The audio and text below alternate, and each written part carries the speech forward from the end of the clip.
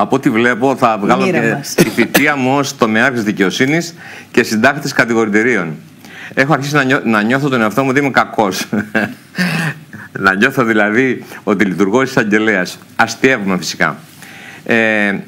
Αγαπητοί μου συνομιλητές, θεωρώ ότι το πρόβλημα είναι τεραστίων διαστάσεων. Έχει πάρει τέτοια μορφή το όλο θέμα που αν είχαμε πριν από λίγο καιρό μια μεγάλη κρίση εμπιστοσύνης εμείς οι πολιτικοί με τους απλούς πολίτες και αντιλαμβάνεστε ότι τώρα έχει γιγαντωθεί, έχει μεγιστοποιηθεί. Μιλάμε ότι μπροστά στα μάτια μας εξελίχθηκαν ποινικά αδικήματα σε βαθμό κακουργήματος, απαξιωτικά, όπως είναι η απάτη, η απιστία, η εγκληματική οργάνωση. Θεωρώ ότι είναι αυτή η υπόθεση ο ορισμός αυτών των συγκεκριμένων εγκλημάτων. Ο ορισμός. Και φυσικά της κομματοκρατίας, να μιλήσω και πολιτικά, εδώ ακριβώς φαίνεται η σχέση κυβέρνησης και κόμματος που τη στηρίζει και ενός μεγάλου κομματιού της κοινωνίας, το οποίο επηρεάζεται από την κομματοκρατία και από αυτά τα εγκλήματα, έτσι ώστε να ψηφίσει αυτό που θέλουν και να λιώσουν και το εκλογικό αποτέλεσμα. Η Ευρωπαία Εισαγγελέας μας λέει ότι ψάξτε να βρείτε αν έχει διαπραχθεί από τους δύο πολιτικούς, από τον κύριο Αυγενάκη και τον κύριο τον κύριο Βορίδη, αν έχει διαπραχθεί το αδίκημα της συνέργειας σε απιστία και της ηθικής αυτουργίας. Στους άλλους όμως τους μη πολιτικούς τα ποινικά δικήματα είναι ιδιαιτέρως βαριά και πριν από λίγο αναφέρθηκα, προσέχτε, στη σύσταση εγκληματικής οργάνωσης και στο ξέπλυμα μαύρου χρήματος.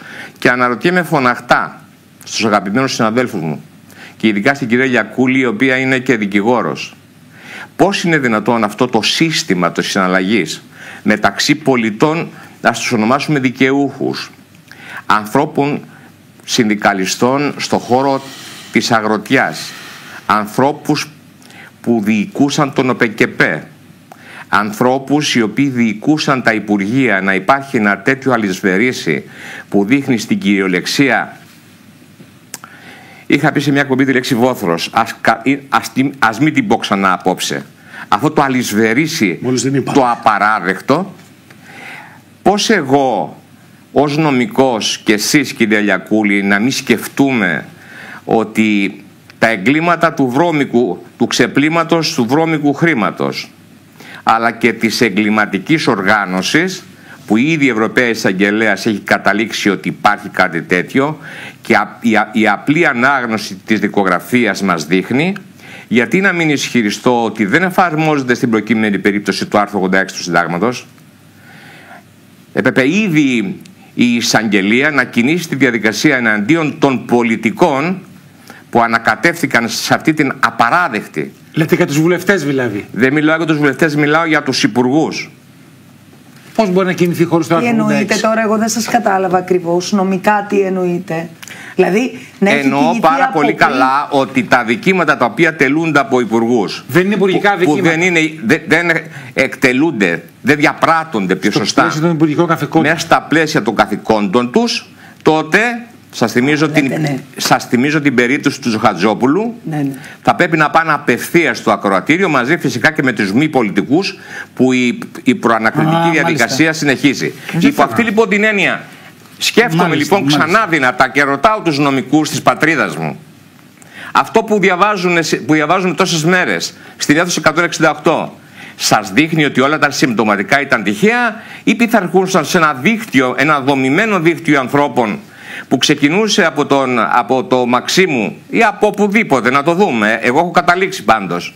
Γιατί να σας πω σε αυτό το σημείο ότι ως επικεφαλής του τομέα δικαιοσύνης έχουμε ολοκληρώσει το κατηγορητήριο και κατά τη γνώμη μου, ή μάλλον θα σας παρακαλούσα να δείτε την ποινική προσέγγιση και αυτών των ανθρώπων που είναι 6 βουλευτές εν πάση περιπτώσει, οι συντάκτες είναι τρεις. Λέτε να πάνε στο φυσικό δικαστή. Να πάνε απευθείας στο φυσικό δικαστή για τέτοια εγκλήματα όπως ήταν αυτά. Το δικαίωμά της η Βουλή να συζητήσουν. Λέει άλλο πράγμα. Λέει ότι δεν είναι στο 86 παράγραφος 3. Αυτό λέει. Το 86 δεν είναι καν εκεί. Λέει ότι είναι σε άλλη μορφή αδικήματος. Είχα την εντύπωση ότι ήμουν κατανοητός. Ζητάω συγγνώμη αν δεν έχω γίνει κατανοητός. Λέω ότι στην περίπτωση κατά την οποία συζητάμε την εγκληματική οργάνωση, η οποία είναι ένα αδίκημα που υπερκαλύπτει όλα τα υπόλοιπα. Έτσι. Το δε ξέπλυμα μαύρου χρήματος είναι ένας ομόκεντρος, μικρότερος κύκλος από την εγκληματική οργάνωση, μας οδηγεί στο απόλυτο, κατά τη γνώμη μου, άρα και σκεπτικό η Βουλή να συζητήσει την όλη υπόθεση. Νομίζω ότι είναι λίγο τραβηγμένη νομικά η ερμηνεία. Θα σας πω ποιο είναι το πρόβλημα. Έχετε τελειώσει νομική? Έχετε τελειώσει νομική? Κύριε Ντελάβρο, δεν είναι πολιτική άποψη. Το συζητάμε. Δεν λέω για εσάς. Νομίζω ότι είναι λίγο τραβηγμένο. Τον κύριο Μαρκόπουλο, ειλικρινά μου περιέργεια μιλάω. Το λέει το κείμενο η Ευρωπαϊκή Εισαγγελία. Μα το λέει παραπομπή. Αλλά δεν είναι αυτό το πρόβλημα. Είναι άλλο. Να αφήσουμε τον κύριο Αυλονίτη. Απλώς λέω λοιπόν ότι σε μια τέτοια περίπτωση δεν υπάρχει καμία πιθανότητα παραγραφής. Καμία πιθανότητα. Υπάγονται όλοι στις διατάξεις τις κοινές περί παραγραφής των αδικημάτων. Είναι 20 χρόνια και 15 χρόνια αντίστοιχα, που σημαίνει ότι τέτοιο πρόβλημα δεν υπάρχουν. Και αν θέλουν να χυθεί άπλετο φως, όπως λένε, να υπάρξει δικαίωση, εν πάση περιπτώσει να καθαριστεί από τη βρωμιά το πολιτικό μας σύστημα και η κοινωνία μας, να πάνε λοιπόν να δικαστούν. Και όχι να λέει, προσέξτε, εχθές σε μια δήλωσή του ο κύριος Μητσοτάκης τι είπε? Αναλαμβάνω την ευθύνη όλων όσων υπηρέτησαν αυτόν τον τόπο και δεν έκαναν τίποτα για αυτή την κατάσταση. Δηλαδή βγαίνει και από πάνω. Βγαίνει ότι αυτός είναι ο Άγιος ο οποίος θα καθάρει το πολιτικό σύστημα. Θα καθάρει την κοινωνία μας από τούτη την ιστορία της κομματοκρατίας και αυτού του αλυσβερισσιού που οδηγούσε να γίνει η Κρήτη ολόκληρη γαλάζια. Δεν θέλω να σας παγιδεύσω, θα σας εξηγήσω. Θέλω να καταλάβω εάν εσείς θα πείτε ναι σε προανακριτική, γιατί την προηγούμενη εβδομάδα που είχαμε εδώ την κυρία Τζάκρη, την αντιπρόεδρο του κόμματος, που έχει και νομική γνώση, είναι δικηγόρος θέλω να πω, μας μιλούσε για εξεταστική και όχι για προανακριτική. Σας είπα προηγουμένως ότι. Άκουσα τον ισχυρισμό σας. Σας είπα προηγουμένως ότι. Στα υπουργικά αδικήματα. Ότι υπάρχει συγκεκριμένη ομάδα των νομικών, της οποίας είμαι επικεφαλής και πιο επικεφαλής φυσικά είναι ο πρόεδρος Κασελάκης, και ομιλώ εξ ονόματος του οργανωμένου κόμματός μας, το οποίο και μάλιστα οργανώθηκε και ολοκληρώθηκε η δομή του πριν από λίγο καιρό. Άρα αυτή είναι η άποψη την οποία εκφράζω, η οποία είναι άποψη πια του κινήματος. Η κυρία Τζάκρη είναι προημερών φυσικά, ίσως ήταν προσωπική της άποψη, δεν θα μπορούσε, αλλά η βαθιά μελέτη της ποινικής δικογραφίας είναι αυτή. Και σας ρωτάω έτσι γενικά ένα ρητορικό ερώτημα. Πέστε μου έναν Έλληνα πολίτη, έναν Έλληνα, ο οποίος δεν καταλήγει στο συμπέρασμα ότι όλα αυτά έχουν γίνει με οργανωμένο τρόπο. Οι άνθρωποι που επελέγησαν για να πάρουν τα λεφτά ήταν αυτοί οι οποίοι θα έπαιρναν τα λεφτά και θα βοηθούσαν την οικονομική ανάταση της Νέας Δημοκρατίας στην Κρήτη, έτσι. Ποια ήταν η σχέση τους και πάνω απ' όλα πότε το έμαθε το Μέγαρο Μαξίμου? Διαβάστε την ένορκη κατάθεση που έδωσε ο κύριος Βαράς. Βάρας ή Βαράς? Βάρας. Λοιπόν, διαβάστε να δείτε ότι το 19 και το 20 με συγκεκριμένες ενέργειες οι οποίες έγιναν γνωστές παντού,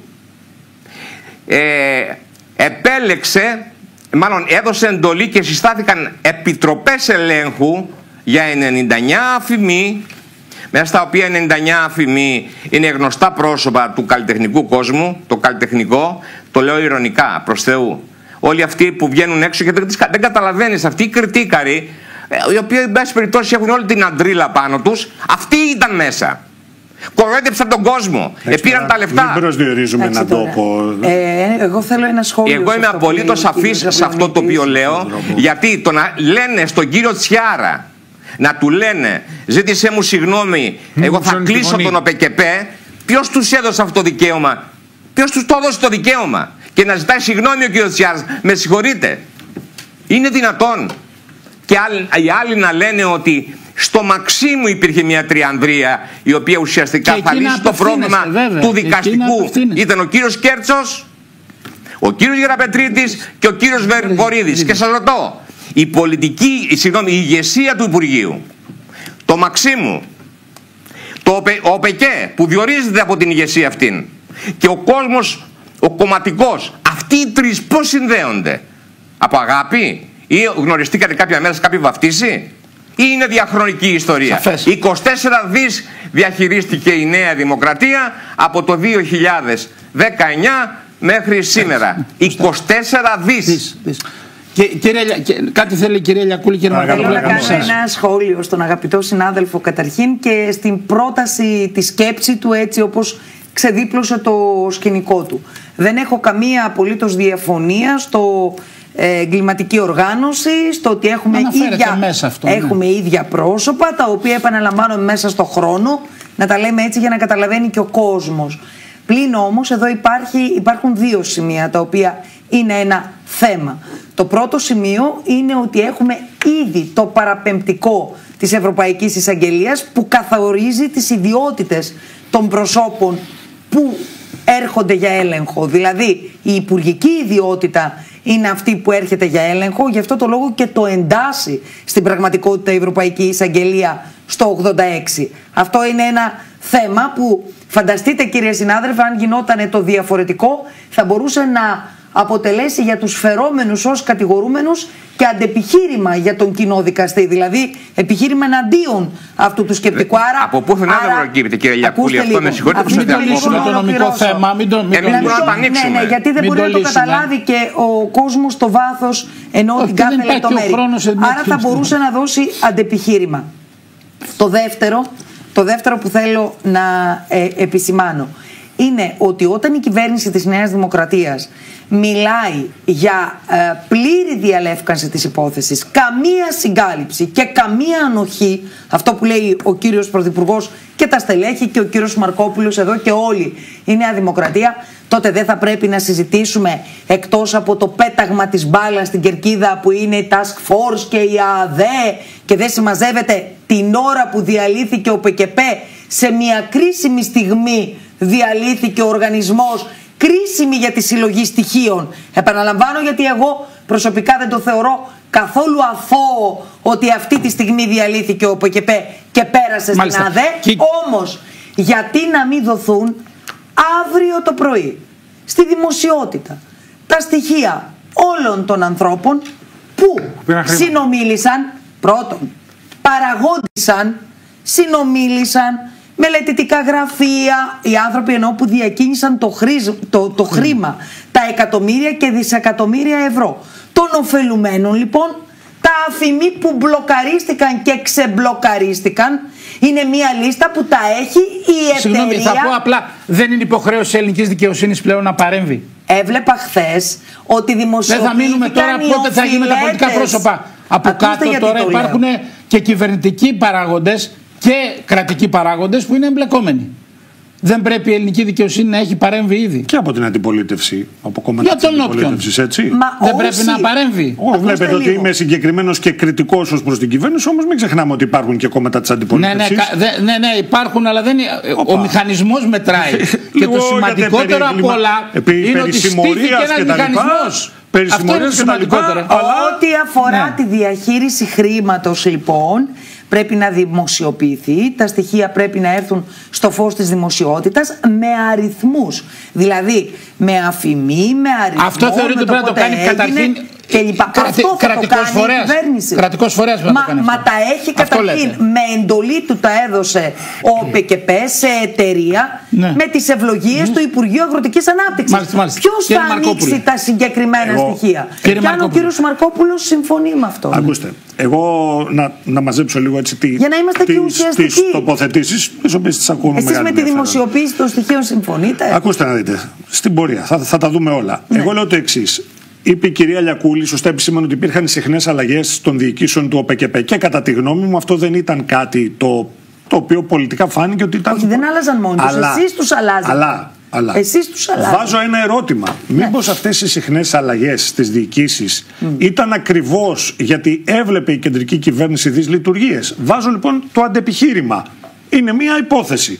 Μήπως έβλεπε λοιπόν η κυβέρνηση ότι δεν γινόταν πραγματικά η σωστή δουλειά και λάμβανε μηνύματα χωρίς ίσως τις όποιες αποδείξεις νομικά ότι κάποια πράγματα δεν πηγαίνουν καλά? Βάζω ένα ερώτημα. Άρα η κεντρική κυβέρνηση. Λέω, βάζω ένα. Κύριε Μαρκόπουλε, ξέρετε τι Δημήτρη μου, ξέρει γιατί δεν στέκεται αυτό. Βάλτε το ερώτημα. Όμως, πώς άλλαζαν μόνο τα στελέχη που όριζε η κυβέρνηση και έμεναν όλοι οι παράγοντες που διακινούσαν το χρήμα και έκαναν. Βάζω κάποιες ερωτήσεις. Μα η ερώτηση αυτή δεν και κατά τη γνώμη μου δεν ήταν και ένας από τη δική μου προσωπική κριτική είναι οι συχνές αλλαγές των διοικήσεων. Όμως λέω, μήπως η κυβέρνηση έδινε έναν αγώνα για να βρει μια άκρη σε αυτό το κουβάρι? Το βρήκε το καλό τελικά? Δεν το βρήκε. Κύριε Μαρκόπουλε, ο Υπουργός έλεγε συμφωνώ. Δώστε τα λεφτά τα λάθος. Μοιράστε τα λάθος τα λεφτά. Και οι δύο κατηγορούμενοι εμπλεκόμενοι υπουργοί. Ο Βορίδης αυτό απάντησε ότι το έκανε για να ξεμπλοκαριστούν οι πληρωμές. Βλέπετε λοιπόν. Μην βλέπουμε μόνο το πρόβλημα. Άρα δεν έβγαινε κανένα. Δεν έβγαινε καμιά μάχη κανένα. Και αγρότες όλη τη χώρα. Και ψάχνουμε να βρούμε την καλή τη δίκηση και να μας καθόταν η καλή.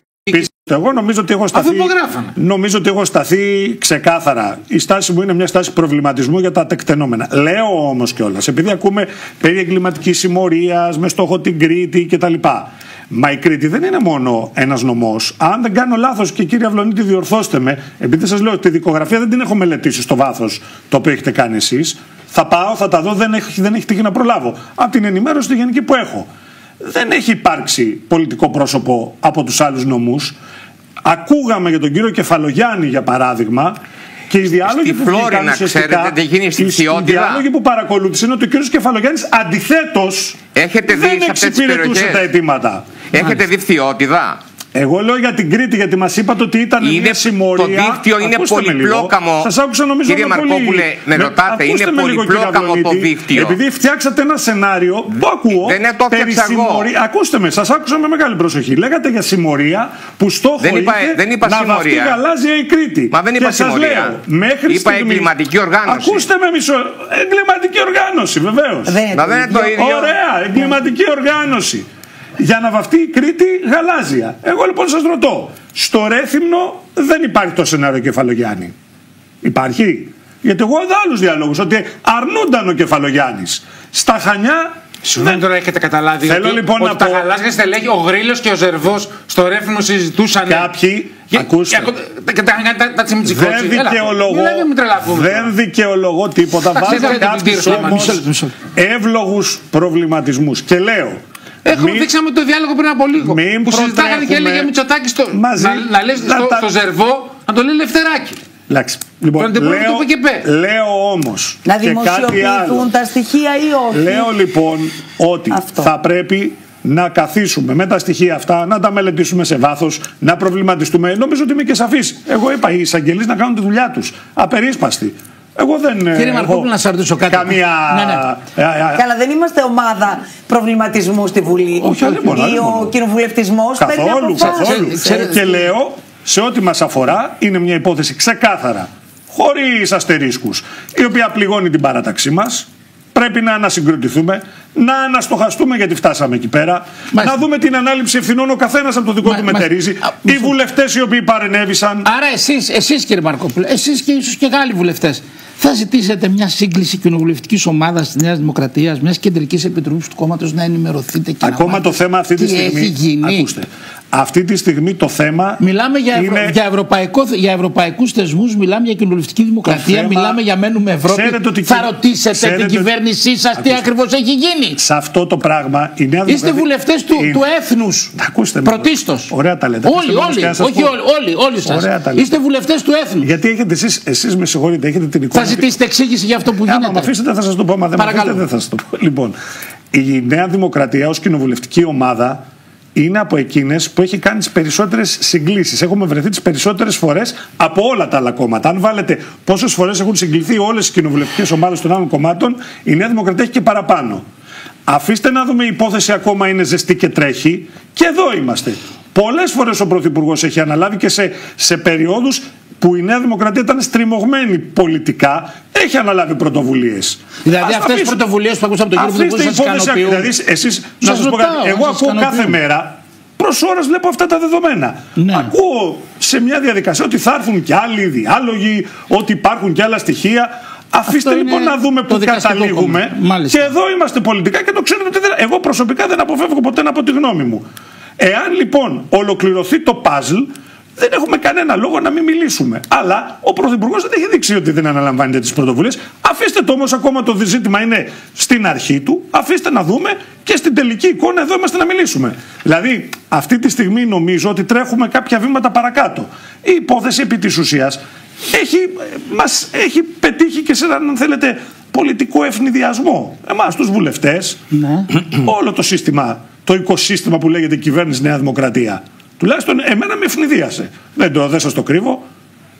Και είμαι από εκείνους, νομίζω, ο οποίος πρώτος είπα ότι ο ΟΠΚΠ μας ξέφυγε, πρώτος ζήτησα ηθική και πολιτική πρωτοβουλία από τον Πρωθυπουργό. Δεν σας κρύβω ότι υπήρξε ένας ευνηδιασμός. Κύριε Καλοκαιρινή, ενημερώστε με για χρόνο. Θα πάω στον κύριο Αυλωνίτη. Κύριε Αυλωνίτη, φοβάστε προσπάθεια συγκάλυψης σε ό,τι αφορά τα πολιτικά πρόσωπα καταρχήν? Τι με ρωτάτε, κύριε Σουρνελίδη, είμαι βέβαιος γι' αυτό. Απολύτως βέβαιος. Αυτό το άπλετο φως. Σαν το ξυλόλιο υποθέτω. Ορίστε. Σαν το ξυλόλιο συγκάλυψη. Τι λέτε τώρα, Λέω. Αφήστε τώρα να μην το κάνετε. Θυμήστε, κύριε Μαρκόπουλε, θυμήστε στον κόσμο και τα τέμπη. Λοιπόν, θυμήστε και τις υποκριτές, θυμήστε και το βάζωμα, θυμήστε τα όλα. Χρόνο παρακαλώ. Μια χαρά κάνετε. Κύριε, θα πω κάτι, κύριε Σουρνελίδη, το οποίο ακούστηκε από εσάς. Στήθηκε ένας μηχανισμός. Δεν θα μπορούσε να μην έχει στηθεί μηχανισμός για όλη αυτή την ιστορία. Και η δικογραφία την οποία έχουμε διαβάσει είναι μια δικογραφία η οποία ουσιαστικά μας οδηγεί σε ολοκληρωμένα ποινικά συμπεράσματα, μιας και μιλάμε για δικογραφία. Δεν χρειάζεται το Κοινοβούλιο αναστοχασμό. Το Κοινοβούλιο μελετάει, μιας και του δίνει τέτοια δυνατότητα το Σύνταγμα, μελετάει και αποφασίζει. Αναστοχασμό πιθανόν να κάνουν αυτοί οι οποίοι πηγαίνουν πάνω στον Όλυμπο, που έχουν νοικιάσει βοσκοτόπια, ναι. Ή πάνω εκεί στην Αλεξανδρούπολη, εκεί που βάζανε, πώς τα λένε, φυτρώνανε μπανάνες και εν πάση περιπτώσει είχαμε βοσκοτόπια που τα παίρνουν από την Κρήτη και τα πηγαίνανε να βοσκήσουν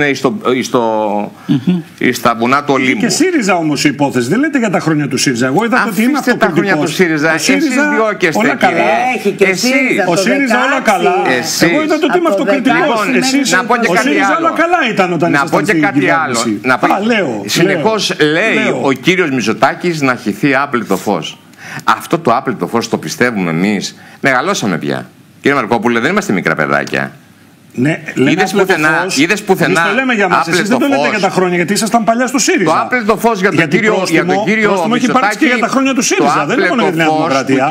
Και εγώ βλέπετε ότι με παρησία λαμβάνω το μεσημέρι. Η κλιματική οργάνωση για τα χρόνια του ΣΥΡΙΖΑ στον ΟΠΚΠ δεν έχει μιλήσει κανένας. Παράβαση καθήκοντος ο Καραμαλής. Παράβαση καθήκοντος θα πάει ο Βορίδης. Αμάν, μη γελιοποιείτε τη νομική επιστήμη, μη γελιοποιείτε την κοινή λογική. Τούτη εδώ η ιστορία που χρησιμοποίησα τη λέξη βόθρος, την ελέω με απόλυτη γνώση του τι ακριβώς συμβαίνει. Και το λέει ολόκληρη κοινωνία. Ολόκληρη κοινωνία, κύριε Μαρκόπουλε.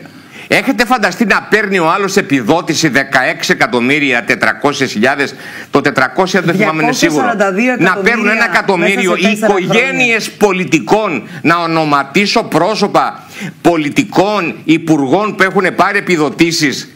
Εγώ έχω ελιές στην Κέρκυρα, ελάχιστες, ποτέ δεν ζήτησα επιδότηση. Ο κύριος Μητσοτάκης 300 στρέμματα ζήτησε επιδότηση. Λαϊκίζω. Και δεν είχε μάθει ο κύριος Μητσοτάκης, που το ήξεραν και οι πέτρες, ότι ο ΠΚ από συστάσεώς του μέχρι τώρα ουσιαστικά είχε διαλύσει κάθε έννοια ηθικής. Να σας πω και προσωπικό θέμα, με τα ελαιοτριβία που ξεσπάει τώρα. Να σας πω προσωπικό θέμα υποβολή μηνύσεως κατά του Αβγενάκη για υποθέσεις απειθέσεις αναθέσεων που την έβαλε στο αρχείο ο εισαγγελέας μέσα σε 2-3 μέρες. Τι να σας πω. Καλά, από δάφτα έχουμε χορτάσει. Τι να σας πω. Και μετά μου λέτε αναστοχασμό. Ποιον αναστοχασμό? Να λειτουργήσει η δικαιοσύνη. Και δεν πηγαίνει ο Υπουργός, να το τελειώσει αυτό, ο Υπουργός που δίνει λεφτά και ξαπατά το ελληνικό δημόσιο και την Ευρωπαϊκή Ένωση, δεν πηγαίνει με τη διαδικασία του άρθρου 86, θυμηθείτε το. Εγώ σήμερα είμαι βουλευτής, αύριο δεν είμαι. Για να απαλληφθεί από το Σύνταγμα το άρθρο 86 θέλει καιρό ακόμα, χρόνια θέλει. Και θα δούμε τι θα παιχτεί στην αναθεώρηση του Συντάγματος. Αυτή η ασυλία έχει διαλύσει τον πολιτικό ιστό. Η κοινωνία χαίνεται. Και μου λέτε εσείς να αναστοχαστώ. Αν δεν γίνεται να αναστοχαστώ, το μόνο που έχω να κάνω είναι να ρίξω μια μούτζα στο πρόσωπό μου που συμμετέχω σε αυτή τη βρωμιά. Έστω και με τη μορφή της σύνταξης ενός κατηγορητηρίου που θα πάει απευθείας στο καλάθι των αχρήστων. Το κάνω όμως. Και θα πάω με την ησυχία μου στο σπίτι μου και θα κοιμηθώ. Αλλά θα κοιμηθώ όμως.